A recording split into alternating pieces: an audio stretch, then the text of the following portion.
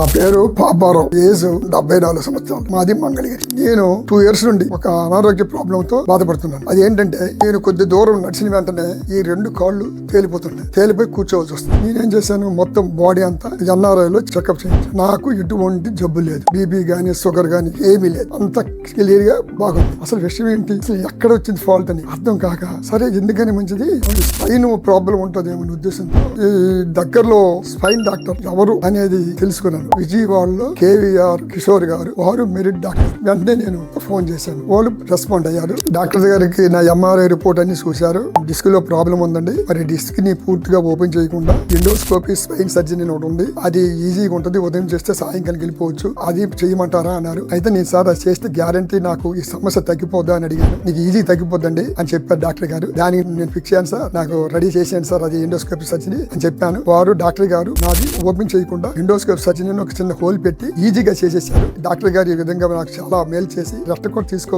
అవసరం లేకుండా ఈ యొక్క సర్జరీ చేశారు. ఆ డాక్టర్ గారికి నా ధన్యవాదాలు.